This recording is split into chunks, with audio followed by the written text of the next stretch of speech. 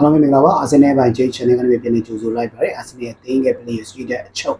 စီစဉ်လေးကနေပြီးကြိုဆိုပါတယ်ဒီနေ့မှာတော့ကျွန်တော် Kiwi all အတွက်ကိုကျေးဇူးတင်တော်လေးလုပ်ပြီနော်။ဘာကြောင့်လဲဆိုတော့ဒီကစားသမားကကျွန်တော်တို့အများကြီးမျှော်လင့်ထားတဲ့ကစားသမားမဟုတ်ဘူးလို့လာမယ့်နှစ်ဒီမှာသူရောင်းမယ်လို့ထင်ထားခဲ့တာပေါ့နော်။သို့တော့ Kiwi all ကသူ့ရဲ့တည်ရှိခြင်းကိုသူ့ရဲ့အကောင်းဆုံးပုံစံနဲ့ဒီပြတာခဲ့တယ်ပေါ့နော်။တိုတက်ဒီယာဒီမှာသူ18ပွဲလာမယ်ဆိုရတာပါ။Gabriel Magalhaes ညာပြီးနောက်ပိုင်းမှာမထင်ထားလောက်တဲ့အခြေစွမ်းအနေနဲ့သူအာဆင်နယ်အသင်းရဲ့နောက်တန်းကိုဦးဆောင်ကစားပေးခဲ့တယ်။ဝီလီယံဆလီဘာထက်တောင်မှပို့ပြီးတော့တည်ငြိမ်တဲ့ခြေစွမ်းမျိုးတွေပြခဲ့တယ်နော်။အနည်းစင်းမှာအာဆင်နယ်အတွက်လုံးဝကိုမထင်ထားတဲ့အခြေအနေတစ်ခုကနေကစားပေါင်းသမားကောင်းတစ်ယောက်ကို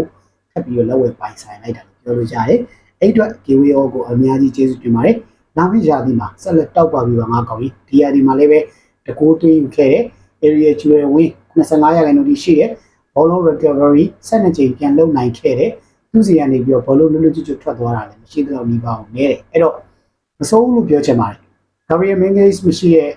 အချိန်မှာအကောင်းဆုံးအနောက်တန်းကိုဆက်လက်ဦးဆောင်ထားနိုင်ခဲ့တယ် William Saliba ကြောင့်ကြီးပဲမဟုတ်ပါဘူး Kiwi all ရဲ့ခြေစွမ်းကအဆင့်တန်းတစ်ခုမှာရှိနေခဲ့ပါတယ်အဲ့တော့ဘယ်လိုပဲဖြစ်ဖြစ်ပါဒီနှစ်ကခြေစွမ်းအတွက် Gabriel Magalhaes မရှိတဲ့အချိန်တော့ပြီးမှပြသခဲ့တဲ့ခြေစွမ်းတွေအတွက်ကျေးဇူးတင်ပါတယ်လို့ပြောနေဒီဗီဒီယိုလေးကိုအဆုံးသတ်ဖို့ပြပါအားလုံးပဲနောက်ထပ်ဗီဒီယိုလေးပြန်လည်ဆုံတွေ့ပါ